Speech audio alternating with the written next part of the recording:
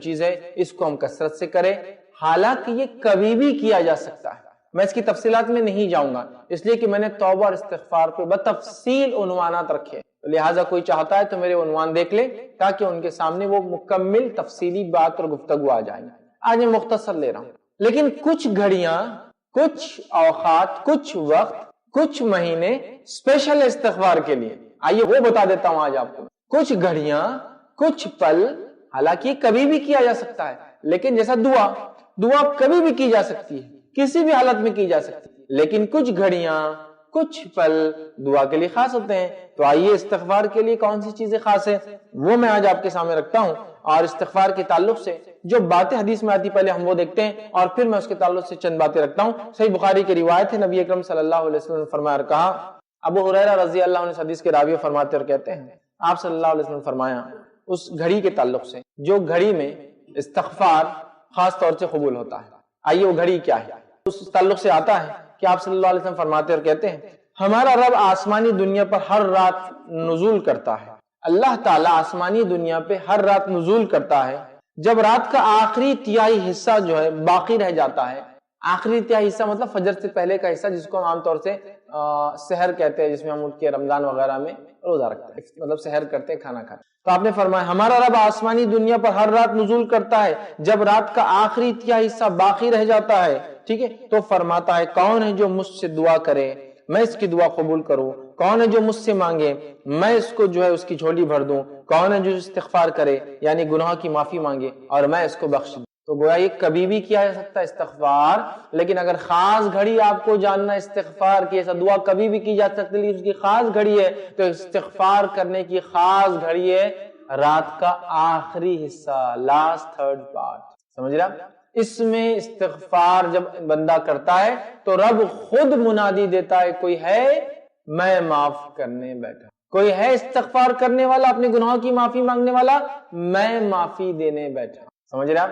استغفار تو کبھی ہو سکتا ہے لیکن خاص گھڑی ہے، ہر آدمی ہر روز رات کے آخری پہر، لاسٹ تھرڈ میں اپنے رب سے معافی مانگ سکتا ہے۔ یہ ٹائم دعا بھی قبول ہوتی ہے، یہ ٹائم اللہ جھولی بھر دیتا ہے، اور یہی ٹائم ہے جب اللہ معافی دیتا ہے۔ ٹھیک ہے؟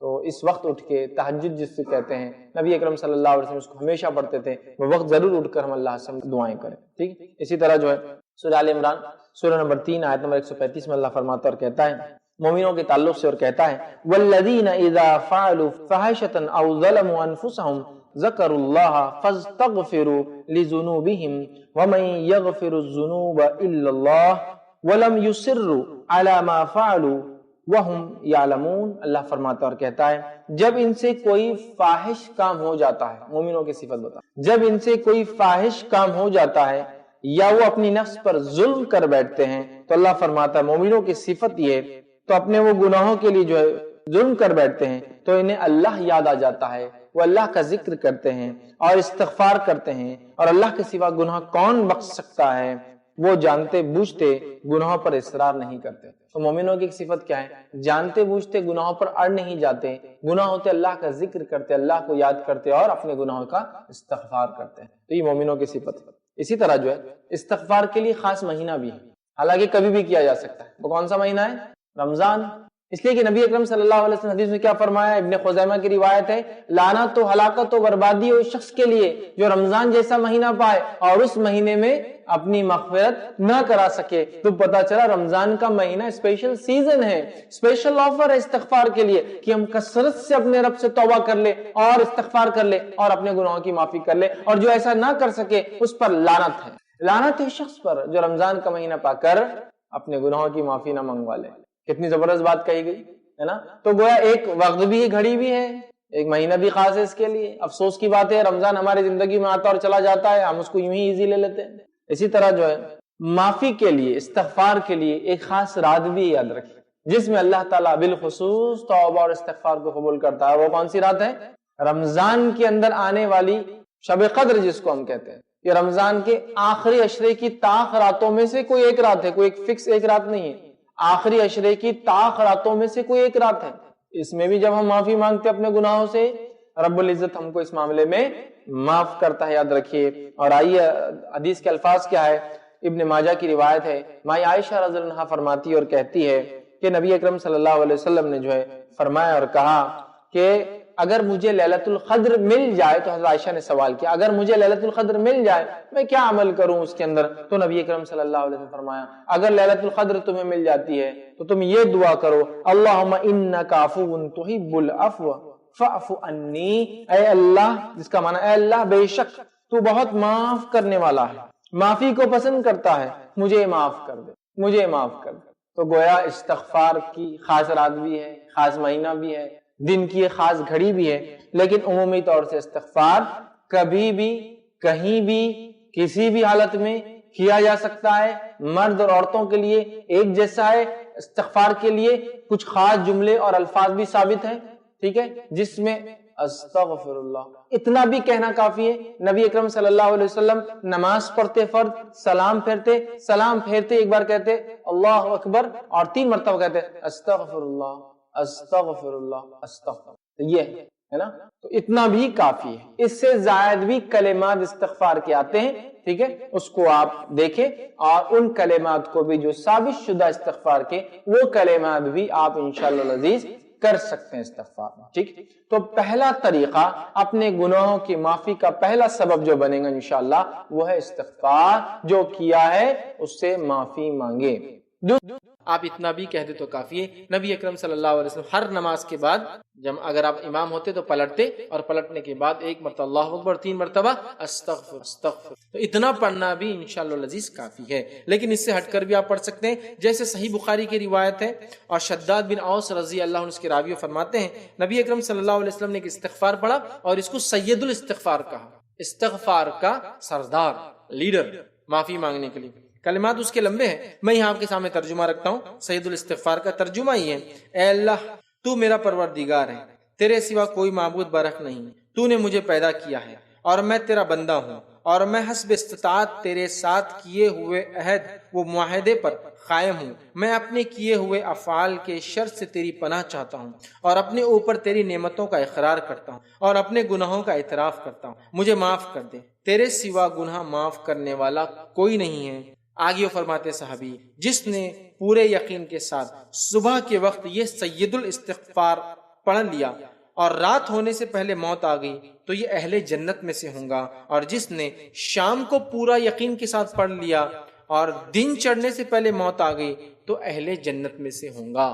لیکن صرف یہ استغفار، پھر کہہ رہا ہوں، کلمات نہیں ہے صرف کہ پڑھ دیے بس، وربل سٹیٹمنٹ جیسا ہم دے رہے ہیں، بس پڑھتے جا رہے استغفار، پتہ نہیں کب سے زندگی نہیں بدل رہی۔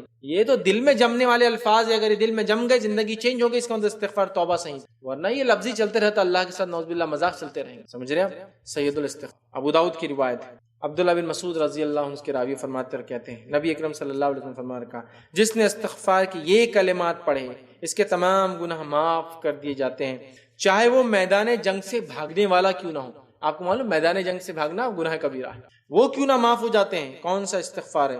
اللہ کے رسول صلی اللہ علیہ وسلم فرماتے ہیں استغفر اللہ الذی لا الہ الا هو الحی القیوم واتوب الیہ، جو یہ پڑھ لے استغفر اللہ الذی لا الہ الا هو الحی القیوم واتوب الیہ، جو پڑھ لے میں اس اللہ سے مغفرت طلب کرتا ہوں جس کے سوا کوئی معبود برحق نہیں، وہ ہمیشہ زندہ اور قائم وہ دائم ہے، اور میں اسی کی طرف توبہ کرتا ہوں، جو یہ پڑھ لے اس کے تمام گناہ معاف ہو جائیں۔ اسی طرح جو ہے بخاری کی ایک روایت میں آتا ہے، اور حدیث میں الفاظ اس طرح سے نبی اکرم صلی اللہ علیہ وسلم اپنے رکوع اور سجود میں اکثر یہ دعا استغفار کرتے تھے، مطلب رکوع اور سجدے میں یہ پڑھتے تھے، یہ استغفار کو رکوع اور سجدے میں آپ پڑھ سکتے ہیں۔ وہ بخاری کی روایت ہے، کون سا ہے؟ سبحانک اللہم وبحمدک اللہم اغفر لی، یہ پڑھتے تھے، ٹھیک ہے، سبحانک اللہم وبحمدک اللہم اغفر لی، اے اللہ تو پاک ہے اپنی تمام تعریفوں کے ساتھ، اے اللہ مجھے معاف کر دے، یہ رکوع اور سجدے میں کرتے۔ اسی طرح نبی اکرم صلی اللہ علیہ وسلم 2 سجدوں کے بیچ میں جب بیٹھتے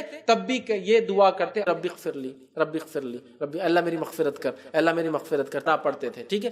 اسی طرح اور بھی لمبی دعائیں، اللہم اغفر لی وارحمنی وارزقنی وعافینی، یہ دعا بھی آپ کرتے، دونوں ثابت ہو، اللہم اغفر لی، یہ دعا بھی کرتے تھے نماز میں 2 سجدوں کے بیچ میں جب آپ بیٹھتے تھے۔ اسی طرح ایک روایت کے اندر آتا ہے، صحیح مسلم کی حدیث ہے، نبی اکرم صلی اللہ علیہ وسلم جو ہے سلام پھیرنے سے قبل یہ استغفار نماز میں پڑھتے تھے. سلام پھیرنے سے قبل مطلب التحیات وغیرہ پڑھنے کے بعد سلام پھیرنے سے پہلے یہ استغفار نماز میں پڑھا کرتے تھے. کیا ہے؟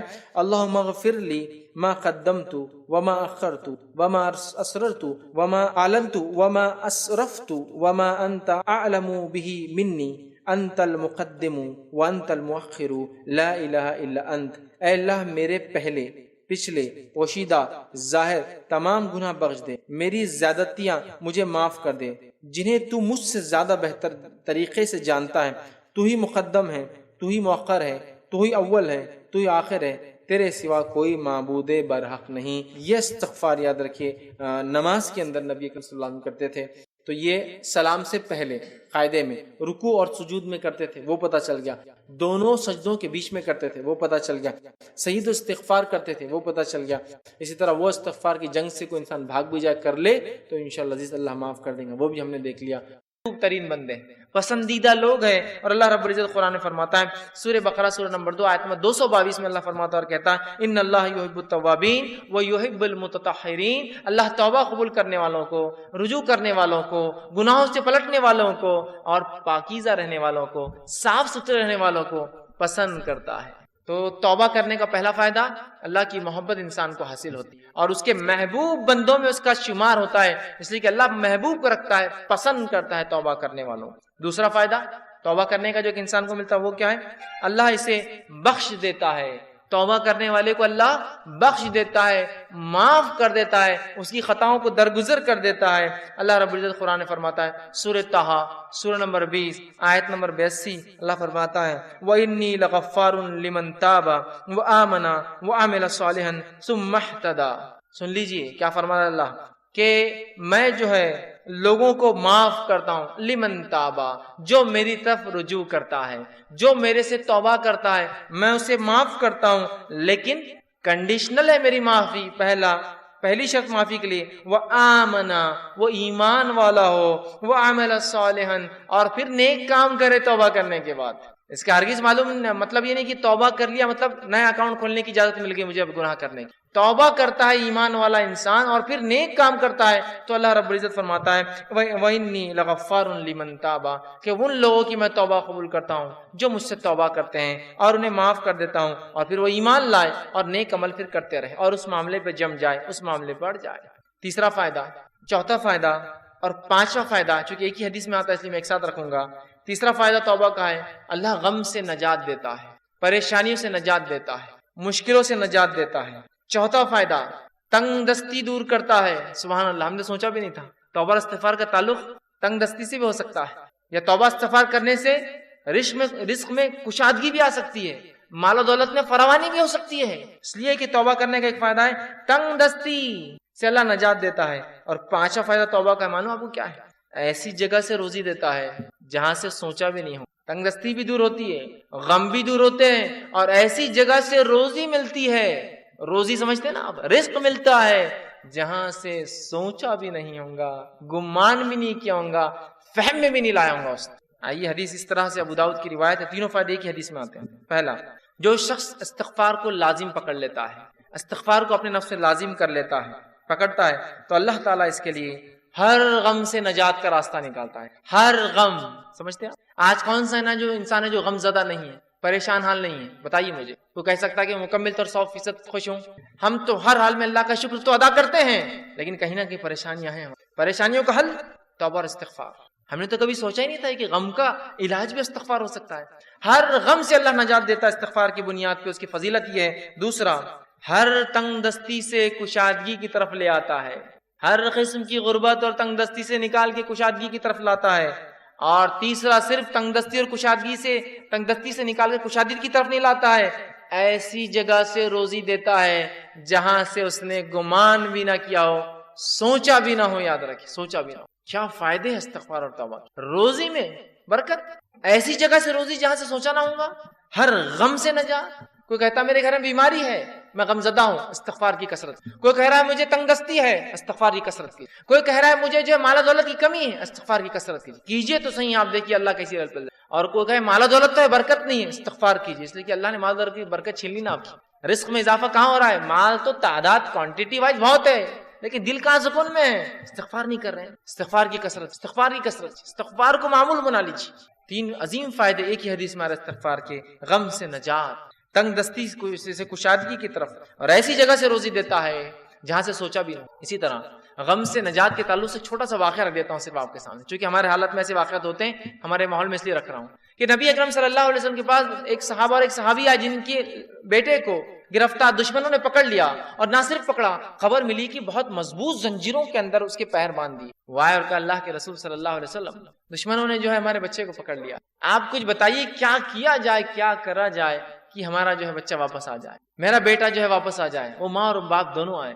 اللہ کے رسول صلی اللہ علیہ وسلم نے کہا استغفار کی کثرت، استغفار کرو. وہ کہتے ہیں کہ وہ دونوں گھر گئے، استغفار کی خوب کثرت. اور ان کے بیٹے کہتے ہیں کہ جب میں بیڑیوں میں جکڑا تھا، اچانک ایسا ہوا کہ میری پیروں کی دونوں بیڑیاں ٹوٹ گئی. اچانک رات میں دونوں بیڑیاں ٹوٹ گئی. جب بیڑیاں ٹوٹ گئی تو میں پریشان ہو گئی، یہ کیا ہوا؟ لوہے کی زنجیریں تھی وہ بیڑیاں بولتے لوہے کی موٹی موٹی زنجیروں میں جب قیدی کو قید کیا جاتا ہے جو آسانی سے نہیں ٹوٹتی، یاد رکھیے. ٹوٹ گئی، میں پریشان ہوا، اور ایک اونٹ میں نے پکڑا، وہ ایک اونٹنی میں نے لی، اس پر سوار ہوا اور بھاگنے لگا. جب میں اس اونٹنی پر بیٹھ کر بھاگنے لگا تو سارے اونٹ باڑے کے نکل کے میرے پیچھے بھاگنے لگے.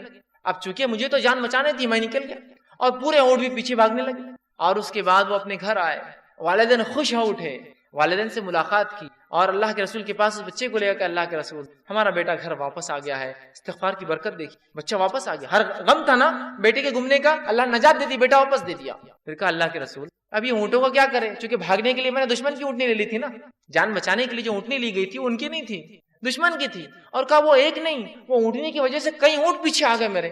تو اللہ کے رسول نے کہا یہ رزق ہے جو اللہ نے تمہیں دیا بغیر سوچے کہ، مطلب ایسی جگہ سے دیا جو تم استعمال کرو ان اونٹیوں کو اور ان اونٹوں کو، اور ان کو سارے اونٹ دے دیے. دیکھیے نا، ایک تو نجات ملی استغفار سے، اور دوسرا رزق بھی مل گیا جہاں سے سوچا بھی نہیں تھا. دشمن کا رزق، مطلب دشمن کے پاس کی چیز گھر آ گئی اپنے. کتنے فائدے نا استغفار کے. آئیے استغفار کے اور فائدے سب. 6واں 7واں 8واں 9واں فائدہ ایک ہی آیت کے اندر آتا ہے، اس لیے 4 فائدے رکھ رہا ہوں. 6واں فائدہ، بہترین اللہ موسلا دار بارش برساتا ہے استغفار کی کثرت سے. اسی طرح مال میں اضافہ کرتا ہے اللہ جو ہے استغفار کی کثرت سے اور توبہ کی کثرت سے. اولاد میں ترقی دیتا ہے اللہ استغفار اور توبہ کی کثرت سے. اور باغات اور نہریں نکال دیتا ہے، رزق ذریعہ بنا دیتا ہے استغفار کی کثرت سے. اللہ رب العزت نے سورہ نوح سورہ نمبر 71 آیت نمبر 10 11 اور 12 میں فرمایا، کہا نوح علیہ السلام نے اپنی قوم کو دعوت دی، اور دعوت دیتے وقت وہ انہیں کیا کہہ رہے سنیے. وہ کہتے ہیں قلت استغفروا ربکم انہ کان غفارا، اے میری قوم اپنے رب سے استغفار کرو اپنے گناہوں کے لیے، تم شرک جیسی برے جرم میں جو ہے پھنسے ہوئے ہو،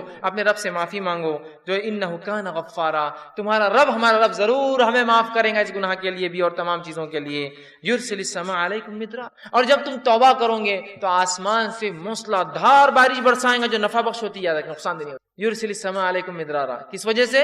ایمان لانے کے بعد اگر استغفار کرو گے تو آسمان سے بہترین موسلادھار بارش برسائیں گا. پھر فرمایا وَيُمْدِدْكُمْ بِأَمْوَالٍ وَبَنِينَ، اور تمہیں مال میں، دیکھیے مال کا سیدھا لفظ ہے، رزق کا لفظ ہے، رزق میں مال اولاد سب آتا ہے. وَيُمْدِدْ، تمہیں بڑھاوا دیں گا، مالم و بنین، مال میں، روپی اور پیسے میں، اور لڑکوں میں اضافہ کریں گا تمہارے، ہے نا. انسان کیا چاہتا ہے اپنے لیے؟ تو کہا تم چاہتے ہو نا رب سے اولاد اور لڑکے، تو اس میں اضافہ کریں گا تمہارے. تو جو لوگ بے اولاد ہو استغفار کی کثرت. بارش نہیں ہو رہی ہے استغفار کی کثرت، چونکہ نوح علیہ السلام کہہ رہے ایمان کے بعد استغفار کرو گے تو بارش برسائیں گا، مال و دولت میں اضافہ کریں گا، اولاد عطا فرمائیں گا تمہیں. ٹھیک. پھر فرمایا وَيَجْعَلْ لَكُمْ جَنَّاتٍ وَيَجْعَلْ لَكُمْ أَنْهَارًا، اور تمہارے لیے بہترین باغات میسر کر دیں گا، اور صرف باغات نہیں بہترین نہریں جاری کر دیں گا کہ نہ صرف کھیتی ہو، پانی والی کھیتی تمہیں عطا فرمائے. 4 فائدے دیکھیں استغفار کے کیسے ایک ہی ساتھ آ رہے ہیں. بارش کا بہترین برسنا. دوسرا فائدہ ہم دیکھ رہے ہیں اس کے اندر وہ یہ ہے کہ مال میں اضافہ، اولاد میں اضافہ، اور کھیتی باڑی اور نہروں کے اندر اضافہ اللہ تعالیٰ کر دیتا ہے. 10واں فائدہ استغفار کا وہ یہ ہے انسان کا دل سیاہ کالا ہونے سے بچ جاتا ہے. نبی اکرم صلی اللہ علیہ وسلم فرماتے ہیں، مستدرک حاکم کی روایت آپ نے فرمایا، بندہ جب گناہ کرتا ہے تو اس کے دل پر ایک کالا سیاہ داغ پڑ جاتا ہے، ایک اسپاٹ آ جاتا ہے. اگر وہ استغفار کر لیتا ہے تو اسپاٹ مٹا دیا جاتا ہے، وائپ آؤٹ کر دیا جاتا ہے، صاف کر دیا جاتا ہے. لیکن اگر وہ توبہ اور استغفار نہیں کرتا تو داغ بڑھتا جاتا ہے، بڑھتا جاتا ہے، بڑھتا جاتا ہے، حتیٰ کہ اس کا پورا دل کالا ہو جاتا ہے. تو اگر انسان توبہ استغفار کرتا ہے تو دل صاف ہو جاتا ہے، وہ دھبا دل سے نکل جاتا ہے جو گناہ کی وجہ سے لگ جاتا ہے دلوں کے اوپر. لیکن آج گناہ کرنے کے بعد بھی ہم کہاں رجوع کرتے ہیں استغفار کر، ہے نا. اسی لیے کہا جاتا ہے ہمارے دل تو آج کالے ہو چکے، اس لیے کہ ہمارے اعمال کالے ہیں. استغفار کرنے سے دھبا مٹتا چلا جاتا ہے. گناہ ہوئے استغفار کیجیے، توبہ کیجیے، دھبا مٹ جائیں گا. تو دل کالے ہونے سے بچ جاتا ہے، اور جب استغفار کرتا ہے تو دل چمکا دیا جاتا ہے، صاف کر دیا جاتا ہے۔ اسی طرح 11واں فائدہ توبہ اور استغفار کا وہ یہ ہے کہ توبہ اور استغفار سے کتنا ہی گناہ، بڑا گناہ کیوں نہ اللہ معاف کر دیتا ہے۔ توبہ اور استغفار جب انسان کرتا ہے نا، کتنا ہی بڑا گناہ آپ نے اور ہم نے کیوں نہ کیا ہو، اللہ معاف کر، کتنا ہی بڑا۔ اور سب سے بڑا دنیا میں گناہ کون سا ہے؟ اللہ کے ساتھ شرک کرنا۔ اگر شرک کرنے والا بھی توبہ کرے سچی، تو سچی توبہ کے بعد اللہ اس کے شرک کو بھی معاف کر دیتا ہے، زنا کو بھی معاف کر دیتا ہے، کفر کو بھی معاف کر دیتا ہے، نفاق کو بھی معاف کر دیتا ہے، ہر قسم کے گناہ کو معاف کر دیتا ہے۔ اور نماز اگر چھوڑتا ہے، تارک الصلاۃ ہے، نماز چھوڑنے والا، تو اس کے گناہ معاف ہو جائیں گے۔ لیکن توبہ سچی، اور توبہ کی شرائط میں بھرا انشاءاللہ آگے آؤں گا، لیکن جو بات آیت گزری آگے وہ یہ ہے کہ ایمان لانے کے بعد عمل صالح پڑ جائے، یہ توبہ کی شرائط ہے۔ ورنہ یہ نہیں کہ توبہ کر لی اور اگلا گناہ کرنا پھر شروع کر دیا۔ گناہ کرنے سے ہر گناہ کی معافی، توبہ کرنے سے ہر گناہ کی معافی ملتی ہے، ہر گناہ کی۔ شرط یہ ہے کہ موت سے پہلے یا قیامت کی کوئی بڑی علامت آنے سے پہلے یہ کر لیا، موت سے پہلے۔ اس لیے کہ آپ نے حدیث فرمایا، جب خرخراہٹ کی آواز گلے میں شروع ہوتی نا، نزات کی حالت، موت سے قریب خر آواز آتی ہے گلے سے، انسان مرنے قریب ہوتا، تو تب کی گئی توبہ قبول نہیں ہوتی ہے۔ جیسے کہ فرعون نے بھی توبہ کی تھی جب وہ غرق ہو رہا تھا، صحیح بخاری کی روایت، غرق ہو رہا تھا، موت دیکھ چکا تھا، توبہ کی، اللہ نے توبہ قبول نہیں کی اور ڈوب کو مارا گیا، کیونکہ ڈوبتے وقت کہا میں ایمان لایا موسیٰ اور ہارون کے رب پر، کام نہیں آئی۔ لیکن تو اس سے پہلے کہ موت آئے توبہ کر لے، یا کوئی علامت آ جائے قیامت کی، توبہ ضرور، ہر گناہ کی توبہ اللہ معاف کرے۔ لیکن زندگی میں یاد رکھیں، مرنے سے پہلے اور نجات کی حالت، مطلب مرنے کے بعد اور نجات کی حالت سے پہلے اگر توبہ نہ ہوئی تو پھر توبہ کی گنجائش نہیں۔ جو گناہ ہم سے ہوا ہو، کتنا ہی بڑا کیوں نہ ہو، سچی توبہ اپنے رب سے کیجیے، یاد رکھیے توبہ تو نصوحہ کیجیے، انشاءاللہ عزیز ہمارا رب کو ہم پائیں گے کہ وہ ہر گناہ کو معاف کرتا ہے۔ آئیے 12واں فائدہ، سچی توبہ کرنے سے ایک ایسا عظیم فائدہ ہے، سنیے، سچی توبہ کرنے سے اللہ گناہوں کو بھی نیکی میں تبدیل کر دیتا ہے۔ سبحان اللہ، ایسا کہیں ہوتا ہے کیا؟ کسی کا آپ نے نقصان کیا، نقصان کرنے کے بعد معافی مانگی اور اس نے اتنے نقصان کے بدلے آپ کو کچھ عطا کر دیا۔ ہوتا یہ کہ معافی دے دے تو بڑی بات ہے، نہیں تو چیز بھر کے بھی دینا پڑتی، معافی مانگنا پڑتی، زندگی بھر کی دشمنی بھی رہتی باقی۔ گناہوں کو نیکی میں تبدیل کرنے اگر توبہ سچی ہو تو نبی اکرم صلی اللہ علیہ وسلم کے پاس ایک ایسا قبیلہ آیا عرب کا جو لوٹ مار کرتا تھا، راستوں مسافروں کو لوٹتا تھا، اور وہی ان کی انکم کا ذریعہ تھا، خون خرابہ، قتل، غارت گری، شرک اور کفر اور لوٹ مار۔ وائے کہ اللہ کے رسول، کیا ہماری توبہ ہے؟ اللہ، ہم اگر توبہ کرنا چاہتے ہیں کہ ہماری توبہ ہے، جو اتنے گناہ ہم زندگی میں کر چکے ہیں، اور آج کون سا ایسا انسان ہے دنیا میں جو معافی نہیں چاہتا اپنے گناہوں کے لیے؟ راستہ یہ ہے معافی کا، راستہ یہ ہے معافی۔ ہر انسان چاہتا ہے اسے گناہ معاف ہو، ہر انسان ریپینٹ کرنا چاہتا ہے، توبہ کرنا چاہتا ہے، استغفار کرنا چاہتا ہے اپنے رب۔ یہ ہے طریقہ توبہ۔ تو کہا ہماری کوئی توبہ ہے؟ اللہ رب العزت نے ایک پوری طویل آیت نازل کی کہ وہ لوگ جو کفر کرتے ہیں، قتل کرتے ہیں، ٹھیک ہے، اور جو ہے اسی میں جو ہے کفر اور شرک اور قتل و غارت گری میں ان کی موت آ جاتی ہے، تو اللہ ان سے عذاب کو نہیں ہٹائیں گا۔ لیکن آگے فرمایا جو کہ جو ہے آیت اس طرح سے اللہ فرماتا ہے الا من تاب وعمل عملا صالحا فاولئک یبدل اللہ سیئاتہم حسنات وکان اللہ غفورا رحیما۔ اللہ نے فرمایا الا من تاب، ان گناہوں کے بعد اگر کوئی توبہ کر لے، شرک کیا تھا، قتل کیا تھا، جو کچھ کیا تھا، اگر توبہ کر لے، وآمنا، اور پہلی شرط ایمان لائے، اور الحمدللہ ہم تو مسلمان ہیں تو ایمان والے ہم ہیں ہی۔ اس کے بعد دوسری شرط وعمل عملا صالحا، اور اس کے بعد نیک کام شروع کر دے، عمل صالحا، فاولئک، تو اللہ پھر اس عمل کے بدلے کی ایمان والا ہے، سچی توبہ کیا، اولئک یبدل اللہ سیئاتہم، تو اللہ بدل لیں گا ان کے گناہوں کو حسنات، نیکیوں کے اندر۔ سبحان اللہ۔ اور آگے فرمایا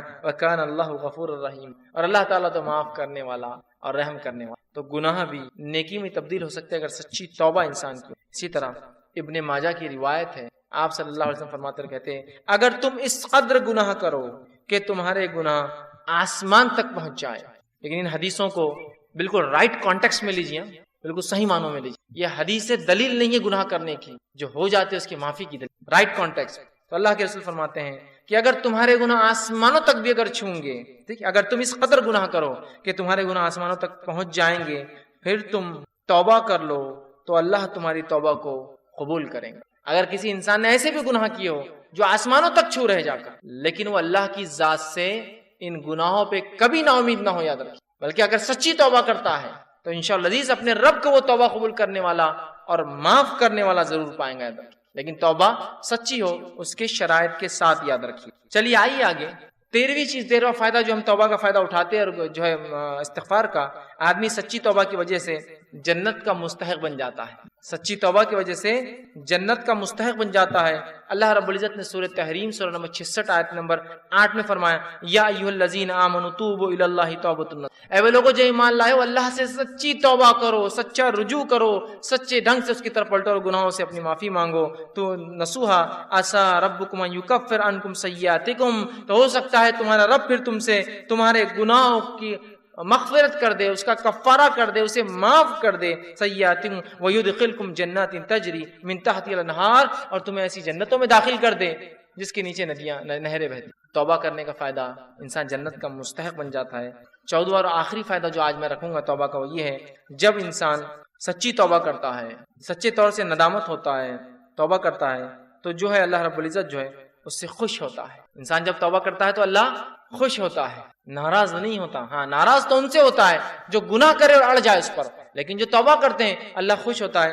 حدیث کے الفاظ اس طرح سے ہیں، جو توبہ کے بارے میں نبی اکرم صلی اللہ علیہ وسلم فرماتے ہیں کہ اللہ خوش ہوتا ہے، اور حدیث اس طرح سے ہے جو صحیح بخاری کی روایت ہے، آپ صلی اللہ علیہ وسلم فرماتے ہیں کہ اللہ اپنے بندے کی توبہ پر ایسا خوش ہوتا ہے، جب بندہ توبہ کرتا اللہ ایسا خوش ہوتا ہے جیسے کہ ایک شخص سفر پر نکلا ہو، مسافر ہو، سفر کر کے چل جا رہا ہو، اور ایک جگہ اپنے اونٹ کو باندھے اور لیٹ جائے ریگستان کے بیچ میں، اور جب وہ جاگے تو اس کا اونٹ چلا جائے، وہ تھوڑا نکل کر ڈھونڈتا ہے اپنے اونٹ کو، اس کا اونٹ اسے نظر نہیں آتا، تو پھر وہ واپس آتا ہے اور سوچتا ہے کہ اب ریگستان میں گھوم کے مرنے سے اچھا ہے جہاں لیٹا تھا اس چھوٹے درخت کے نیچے لیٹ جاؤں تو مجھے موت آ جائے، کیونکہ اب ریگستان میں اونٹ گھومنا مطلب موت ہے اور کوئی راستہ نہیں۔ وہ آ کر لیٹ جاتا ہے، اور جب لیٹ جاتا ہے تھوڑی دیر بعد دیکھتا ہے تو اس کا اونٹ پورے مال کے ساتھ جوں کا تو کھڑا ہے۔ ایک تو ریگستان، اس پر اکیلا مسافر، اور اس پر اونٹ کا واپس آنا، یہ بہت تعجب کی بات ہے۔ جو لوگ عرب ہیں وہ جانتے ہیں، جو لوگ اونٹ پالتے ہیں وہ جانتے ہیں اونٹ کبھی زندگی میں پالتو نہیں ہوتا۔ اس لیے حدیث میں آپ نے فرمایا قرآن جو شخص حفظ کرتا ہے اسے پکڑ کر رکھے، اس لیے کہ قرآن کا حفظ ایسے ذہن سے نکلتا ہے جیسے اونٹ مالک سے نکل کر بھاگ جاتا ہے۔ ایک اونٹ کو آپ 100 سال پالیے، 100 سال بعد رسی ایک بار کھلی چھوڑیے، ایسے بھاگے گا کہ کبھی واپس لوٹ کر نہیں آئے، لیکن اس کا اونٹ واپس مال کے ساتھ آ جاتا ہے۔ اس سے بڑی خوشی کی بات کر، اور وہ خوشی سے جھوم اٹھتا ہے اور کہتا ہے خوشی میں اے اللہ میں تیرا رب اور تو میرا بندہ، خوشی میں، کیونکہ اس کو سمجھتا نہیں کیا بولوں اس خوشی کے اندر، تو کہتا ہے اللہ میں تیرا رب اور تو میرا بندہ۔ اس آدمی سے بھی زیادہ اللہ خوش ہوتا ہے جب کوئی شخص توبہ کرتا ہے، اس آدمی سے بھی زیادہ اللہ خوش ہوتا ہے جب کوئی شخص توبہ کرتا ہے۔ دیکھ رہے ہیں آپ توبہ کیا فضیلت، اللہ خوش ہوتا ہے توبہ کرنے والوں سے، اور بہت ناراض اور غضبناک ہوتا ہے، عذاب نازل کرتا ہے جو گناہوں پہ گناہ کرتے ہیں۔ اور انسان ہونے کے ناطے کیا گناہ ہم سے نہیں ہوتے، کیا گناہ نہیں ہوتے ہماری آنکھوں سے، ہمارے ہاتھ سے، ہماری زبان سے، ہمارے کانوں سے، ہمارے جسم سے، لیکن رب سے ہم فوراً کر لیں استغفر اللہ استغفر اللہ، پتہ نہیں کیا ہو گیا، کوئی چیز نقصان پہنچ گیا، کسی جانور کو نقصان پہنچ گیا، کسی انسان کو پہنچ گیا ہوں، میں نہیں جانتا ہوں، میری گاڑی کہیں کھڑی تھی کسی کو تکلیف ہو گئی ہوں گی، استغفار کا ورد کر رہا ہوں استغفر اللہ، ہو گیا گناہ معاف۔ آئندہ وہ غلطی نہیں کرنا چاہیے، لیکن انون ہم کو نہیں پتا ہم سے کیا ہو رہا ہے، کتنی خطائیں غلطیاں ہو جاتی ہیں، بس ورد کرتے رہیے، اپنے ایک معمول بنا لے ہم۔ تو آپ صلی اللہ علیہ وسلم فرماتے اس سے زیادہ اللہ خوش ہوتا ہے اس آدمی سے جب کوئی انسان اپنے رب کی طرف رجوع کرتا ہے اور توبہ کرتا ہے، پلٹتا ہے، گناہوں سے معافی مانگتا ہے۔ ابن القیم رحمہ اللہ جو ہے کتاب ہے ان کی لکھی مدراج سالکین، اس کے اندر بہت اچھی بات نقل کرتے ہیں، انشاءاللہ اس کتاب کا میں پورا وہ پریفیس وہ جملہ آپ کے سامنے نقل کرتا ہوں۔ وہ لکھتے ہیں اور کہتے ہیں توبہ کے بارے میں کہ توبہ ہی دین کی حقیقت ہے، وہ لکھتے ہیں اور کہتے ہیں، فرماتے ہیں، آپ نے فرمایا اور کہا، فرماتے ہیں کہ دین اسلام کی حقیقت، توبہ دین اسلام کی حقیقت ہے اور سارے کام، سارا دین توبہ میں داخل ہے۔ توبہ اتنی اہم چیز ہے کہ سارے کام اور سارا دین توبہ میں داخل ہے۔ یہی وجہ ہے کہ توبہ کرنے والا اس بات کا مستحق ہے کہ اللہ تعالیٰ کا وہ دوست قرار دیا جاتا ہے، کیونکہ اللہ تعالیٰ توبہ کرنے والوں اور پاک صاف رہنے والوں کو دوست رکھتا ہے کہ تو اللہ جس سے محبت کرتا ہے مطلب وہ اللہ کا دوست ہے نا، توبہ کرنے والوں سے اللہ محبت کرتا ہے مطلب اللہ کے دوست ہے۔ اس کا مطلب توبہ دین کا بہت اہم حصہ، بلکہ وہ کہتے ہیں بلکہ مکمل دین اسلام مکمل توبہ کے اندر ہے۔ پھر وہ آگے لکھتے ہیں اللہ تعالیٰ اپنے ان بندوں سے محبت رکھتا ہے جو اس کام کو بجا لائے جس کا اس نے حکم دیا ہے، اور اسے ترک کرے، ان کاموں کو چھوڑ دیں جس سے اس نے منع فرمایا ہے۔ تو گویا توبہ کا مفہوم یہ ہے کہ جن کاموں کو اللہ تعالیٰ نے ظاہری اور باطنی طور پر ناپسند فرمایا ہے، فرماتا ہے انسان ان سے رجوع کرے، توبہ کرتے ہوئے ایسے کاموں کو اختیار کرے جنہیں اللہ تعالیٰ ظاہری اور باطنی مطلب اوپنلی اور کلوزلی، چھپا ہوا سیکرٹلی اس کو پسند کرتا ہے۔ فرماتا ہے اس اعتبار سے توبہ ایک جامع لفظ ہے، اور اسلام، ایمان اور احسان اس مسمہ میں اس توبہ میں مکمل طور سے داخل ہے، اور یہ تمام مقامات کا احاطہ کیے ہوئے. اسی لیے یہ ہر مومن کے مقصود کی ابتدا بھی ہے کہ وہ توبہ کرے، اور انتہا بھی ہے، خاتمہ بھی اسی پر ہو کہ وہ توبہ کرے. اسی مقصود کی خاطر مخلوق کو جود بخشا گیا، اور توحید اسی کا ایک جز ہے، بلکہ عظیم جز ہے. پھر آگے لکھتے ہیں، اکثر لوگ توبہ کی قدر و منزلت اور اس کی حقیقت سے آگاہ نہیں ہوتے. علم اور عمل اور حال کے اعتبار سے توبہ کرنا تو بہت دور کی بات ہے. اللہ تعالیٰ توبہ کرنے والوں سے اسی لیے محبت رکھتا ہے کہ ساری مخلوق میں وہی ہے جو اس کے خاص بندے ہیں. توبہ کرنے والے خاص بندے ہیں، گناہ گار تو سارے ہی ہیں، خاص ہیں. اگر توبہ اسلام کے تمام احکام اور ایمان کے کامل حقائق کی جامع نہ ہوتی تو اللہ تعالیٰ اپنے بندے کی توبہ پر اس قدر مسرت کا اعلان نہ کرتا. اگر توبہ بہت اہم چیز نہ ہوتی تو وہ حدیث میں وہ نہیں آتا کہ ایک آدمی جس طرح سے خوش ہوتا اللہ ویسا خوش ہوتا ہے. اعلان اظہار نہ فرماتا. تمام مقامات، وہ احوال جن کے بارے میں لوگ گفتگو کرتے ہیں، وہ سب توبہ ہی کی تفصیلات اور اس کی آثار اور اسی کے نتائج ہیں. تو توبہ کے بارے میں کتنی پیاری بات لکھتے ہیں کہ ہر چیز کا تعلق کہتے دین اور اسلام کا. جو حدیث میں آتا ہے کہ نبی اکرم صلی اللہ علیہ وسلم 70 سے 100 مرتبہ استغفار کرتے، تو کیسا کرتے؟ تو سب سے پہلی چیز تو یہ ایک تھوڑی وضاحت اس میں کر دیتا ہوں. ہمارے پاس ایک غلط فہمی ہے کہ استغفار ایک جملہ ہے جس کے پیچھے کوئی اعمال نہیں ہے. مطلب جیسا مثال کے طور پر گناہ کرنا ہے تو اس سے پہلے بولتے استغفار استغفار استغفر اللہ، اور بس گناہ چالو ہے. پھر مطلب استغفار جو ہے یہ گناہ جو انسان سے ہو جاتے ہیں ان کو مٹانے کا ذریعہ ہے، لیکن یہ دعوت نہیں کہ آپ گناہ کیجئے تو اس کو پھر بعد میں مٹا لیجئے اس کے ذریعے. دونوں چیزیں. تو استغفار کوئی صرف ایک جملہ نہیں ہے، ایک سینٹنس، ایک ورڈ نہیں، ایک جملہ نہیں، بلکہ اس کے پیچھے کچھ عمل بھی شامل ہے. تو استغفار کیسے کرے؟ نبی اکرم صلی اللہ علیہ وسلم جو دن میں 70 سے 100 مرتبہ جو استغفار کرتے تو وہ یہ ہے استغفر اللہ، یہ کہتے ہیں، جس میں سے بالخصوص تو فرض نمازوں کے بعد آپ ایک مرتبہ بآواز بلند اللہ اکبر کہتے اور 3 بار کہتے استغفر اللہ استغفر اللہ استغفر اللہ. اس کے علاوہ ہے یہ جو آپ 70 سے 100 مرتبہ کرتے. اگر ایک انسان 100 مرتبہ کرنا چاہتا اور یاد نہیں ہوتا، چونکہ حدیث میں یہ نہیں کہ کب کرتے، وقت یاد نہیں رہتا یا کہ کیسے کرے، تو وہ کہتے ہیں ہر نماز کے بعد 20 بار استغفار کر لے تو 100 ہو جاتا ہے. ٹھیک ہے. استغفار کا معنی یہ جملہ کہنا استغفر اللہ، اے اللہ میں اپنے گناہوں سے تجھ سے معافی مانگتا ہوں. اتنا کہنا بھی کافی استغفر اللہ، یا اس سے زائد بھی آتے ہیں جملے، آپ ان کو بھی کہہ سکتے. یہی معنی ہے جو نبی اکرم صلی اللہ علیہ وسلم 70 سے 100 مرتبہ دن میں استغفار کرتے. سورہ نوح کے اندر اس حالت کو بیان کیا جب انہوں نے اپنی قوم کو دعوت دی، وہ قوم ایمان نہ لائی. اس کے بعد اب اللہ کی طرف رجوع ہوئے اور اللہ تعالیٰ سے کہا کہ اللہ اس قوم کو ہلاک کر دے. تو اس سے پہلے آپ بتاتے ہیں کہ اللہ تعالیٰ کو پیش کرتے ہیں کہ اللہ میں نے کیا کیا کیا اس قوم کے ساتھ. اس میں اللہ سبحانہ تعالیٰ بیان کرتا ہے سورہ نوح سورہ نمبر 71 71 اس کی آیت نمبر 10 11 اور 12 میں اللہ فرماتا ہے نوح علیہ السلام نے کہا اور فرمایا فَقُلْتُ اسْتَغْفِرُوا رَبَّكُمْ إِنَّهُ كَانَ غَفَّارًا، کہ اے میری قوم، نوح علیہ السلام قوم کو دعوت دے رہے کہ اے میری قوم تم اللہ سے استغفار کرو، معافی مانگو اپنے گناہوں کے لیے، انہ کان غفارا، تم اسے یقیناً معاف کرنے والا پاؤ گے. پھر فرمائے یرسل السماء علیکم مدرارا، اگر تم اللہ سے توبہ استغفار کرو گے تو اس کا نتیجہ کیا ہوگا؟ دنیاوی فائدہ کیا ہوگا؟ دنیا میں کیا فائدہ ملے گا؟ یرسل السماء علیکم مدرارا، آسمان سے اللہ تعالیٰ موسلا دھار نفع بخش بارش کو برسائیں گا.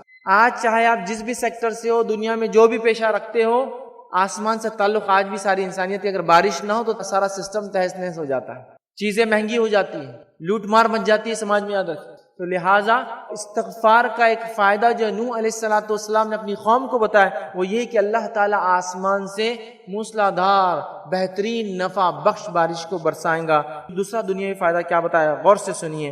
وَيُمْدِدْكُمْ بِأَمْوَالٍ وَبَنِينَ، اور تم کو مال میں بڑھا دیں گا، اور تم کو مال میں بڑھا دیں گا. کون سا انسان ہے جو مال نہیں چاہتا ہے؟ طریقہ یہاں ہے، یاد کسی کو دھوکہ دے کر، جھوٹ بول کر، سود پر کام کر کے مال نہیں بڑھتا ہے. یاد رکھیے، سمجھ رہے آپ؟ اسلامی طریقے ہے مال کمانے کے. تو یہاں ایک فائدہ استغفار کا یہ ہے کہ اللہ تعالیٰ فرما رہا ہے کہ نوح علیہ السلام کی زبانی، کہ نوح علیہ السلام نے جو ان پر وحی آئی تھی اپنی قوم کو سنا رہے ہیں کہ فائدہ کیا ہوگا؟ آسمان سے بارش برسیں گی. دوسرا فائدہ ہوگا کہ تمہیں جو ہے اللہ تعالیٰ مال میں بڑھا دیں گا. پھر فرمایا وبنین، اور تمہیں اولاد میں بڑھا دیں گا. تمہیں اولاد میں بڑھا دیں گا۔ پھر آگے فرمایا نوح علیہ الصلوۃ والسلام نے وَيَجْعَلْ لَكُمْ جَنَّاتٍ وَيَجْعَلْ لَكُمْ أَنْهَارًا، اور تمہارے لیے باغات بنا دیں گا اور اس میں نہریں جاری کر دیں گا۔ کتنے فائدے تھے کہ 5 فائدے ان آیتوں کے اندر آ رہے، صرف ایک عمل کے استغفار اور توبہ کرنے۔ ایک ہی لفظ ہے استغفر اللہ، اتنا آپ پڑھ لیجئے یہ بھی کافی۔ استغفر اللہ واتوب الیہ یہ پڑھ لیجئے، اتنا بھی کافی ہے نا۔ کہ سید الاستغفار ایک بڑا استغفار ہے، وہ آپ دیکھیے وہ بھی آپ پڑھ سکتے، اس کو ہم معمول بنا لیں، اس کے کئی دنیاوی فائدے ہیں، یاد رکھیے، آپ اندازہ لگائیے استغفار کے کتنے فائدے ہیں، آپ کر کے تو دیکھیے، اس عمل کو معمول بنا لیجیے، اس عمل کا ایسا بالکل کہ اٹھتے بیٹھتے صبح شام جب وقت ملے، جب یاد آئے، گناہ ہو یا نہ ہو، استغفار کی کثرت کیجیے، اس کے بڑے فائدے، بڑے دنیاوی فائدے یاد رکھیے جس کی کوئی انتہا نہیں۔ قرآن کی سب سے چھوٹی صورتوں میں سے ایک، ویسے قرآن کی سب سے چھوٹی صورتیں وہ ہیں جن میں 3 آیتوں پر ہی مشتمل ہے، جس میں سورۃ العصر 3 آیتیں، سورۃ النصر 3 آیتیں، سورۃ الکوثر 3 آیتیں۔ ان تینوں صورتوں میں 3 آیتیں ہیں، لیکن الفاظ کے اعتبار سے، جملوں کے اعتبار سے 3 جملے ہوتے، 3 آیتیں۔ الفاظ کے اعتبار سے سب سے چھوٹی صورت سورۃ الکوثر، کیونکہ بہت کم الفاظ ہیں اس کے اندر، آیتیں 3 ہی ہیں اس کے اندر۔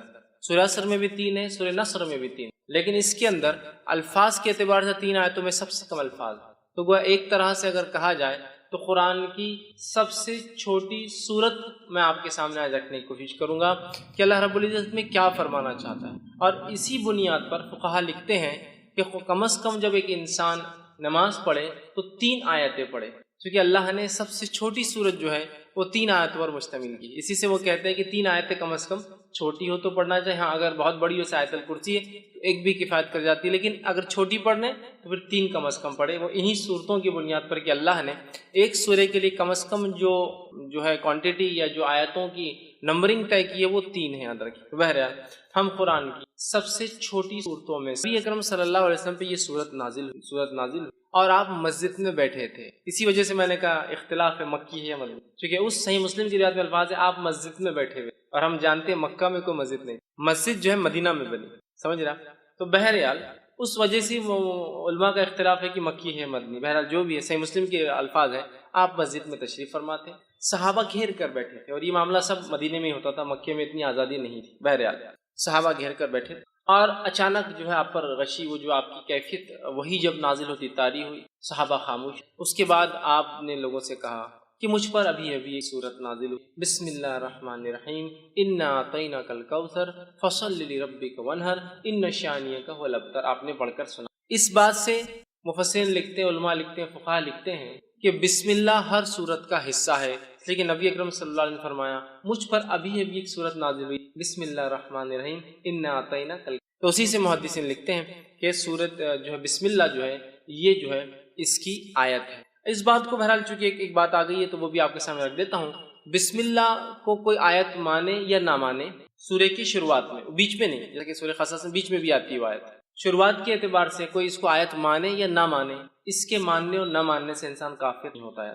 دیگر قرآن کی ایک آیت کا بھی انسان انکار کرے تو وہ کافر ہو، لیکن بسم اللہ میں چونکہ اختلاف ہے کہ یہ آیت مانی جائیں گی یا نہیں مانی جائیں گی، تو لہٰذا اگر اس معاملے میں کوئی بسم اللہ پڑھتا ہے اور کوئی نہیں پڑھتا ہے تو دونوں پہ کسی پہ لعنت ملامت یا اس کو سست یا جو ہے اس طرح سے اس کو غلط یا کافر نہیں کہا جائے۔ ہاں وہ جو قرآن کا حصہ ہے، جیسا کہ سلیمان علیہ السلام نے جو خط لکھا تھا جس کے بارے میں قرآن نے فرمایا انہ من سلیمان ان بسم اللہ الرحمن، اور سلیمان نے جو ہے اس رانی کو جس نے اور جس کے قوم نے سورج کی عبادت کو جو ہے سب کچھ سمجھ لیا تھا، اس کو جب خط لکھا تو لکھا انہ من سلیمان، کہ سلیمان نے جب خط لکھا تو کہا بسم اللہ الرحمن الرحیم، اللہ کے نام سے جو بڑا مہربان نہایت رحم والا۔ اس سے پتہ چلتا ہے کسی بھی خط و کتابت سے پہلے، کسی کو ایڈریس کرنے سے یا خط لکھنے سے پہلے بسم اللہ لکھنا چاہیے، بہرحال، اور نبی اکرم صلی اللہ علیہ وسلم بھی لکھا تھا۔ تو بہرحال تو یہاں رسول اکرم صلی اللہ علیہ وسلم نے کہا کہ مجھ پر ابھی صورت نازل ہوئی بسم اللہ الرحمن الرحیم، ٹھیک ہے، بہرحال وہ کرنا چاہیے۔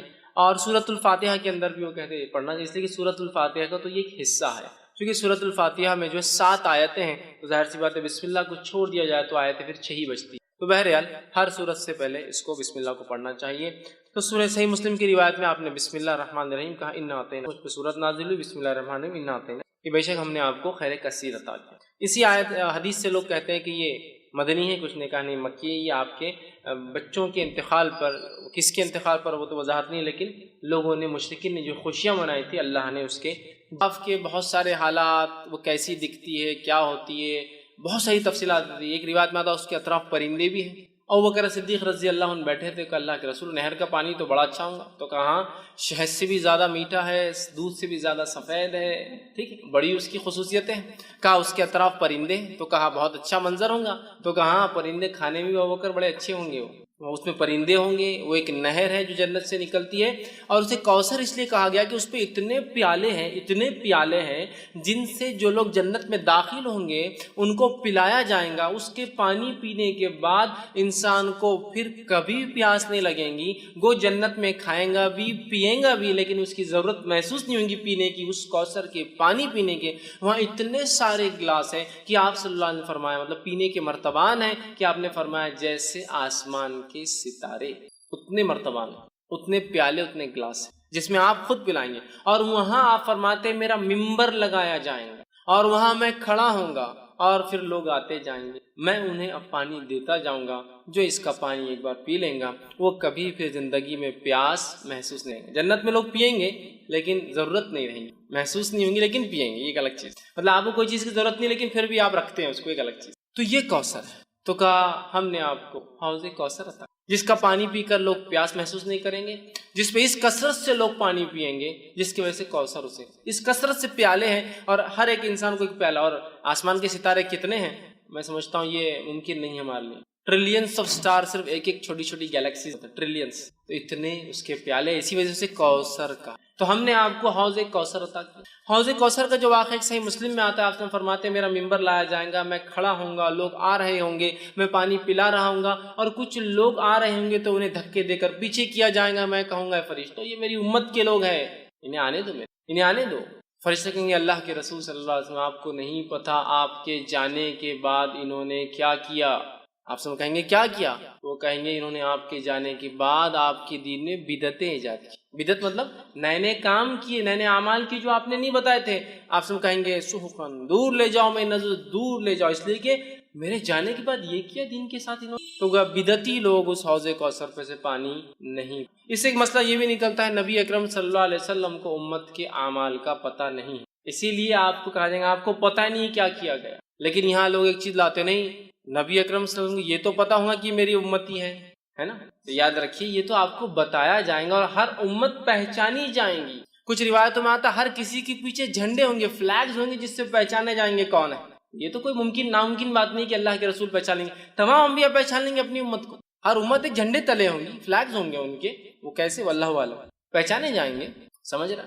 یہ تو آپ کو بتایا جائے گا لیکن آپ کو پتہ نہیں ہوگا امت نے کیا کیا، اس لیے کہ آپ عالم الغیب نہیں۔ تو یہاں پتہ چلا اس خیر کثیر کو اگر حاصل کرنا ہے ایک امتی کو، تو اسے چاہیے کہ نبی اکرم صلی اللہ علیہ وسلم کے دین میں بدعت ایجاد نہ کرے، ورنہ حوض کوثر پہ سے اس کو پیچھے کر دیا جائے گا، عام الفاظ میں کہوں تو ہکال دیا، اور اسے پانی نصیب نہیں ہوگا۔ تو جو جام کوثر پینا چاہتا ہے اپنے نبی کے ہاتھ سے، تو اسے چاہیے کہ اپنے نبی کے طریقے پہ ساری زندگی، اور اس میں کوئی چیز نہ کمی کرے نہ کسی چیز کا اضافہ کرے، ورنہ اس حوض کوثر پہ سے اسے نکال دیا۔ تو کہا اِنَّا أَعْطَيْنَا الْكَوْثَرَ، اے نبی ہم نے آپ کو خیر کثیر حوض کوثر عطا کیا۔ اور دونوں باتیں درست ہیں، اس لیے کہ حوض کوثر خود ایک خیر کثیر کا حصہ بھی ہو سکتی ہے، بہت زیادہ خیر کا حصہ، دنیا میں مختلف چیزوں کے اعتبار سے خیر ہم نے آپ کو عطا فرمایا، اور آخرت میں دیکھیے صحابہ خود ایک جو ہے نبی اکرم صلی اللہ علیہ وسلم کو ایک خیر کثیر جو عطا کیا تھا اس کی ایک علامت ہو سکتے ہیں کہ عیسیٰ علیہ السلام کے حوارین کی تعداد 11 یا 12 آتی ہے۔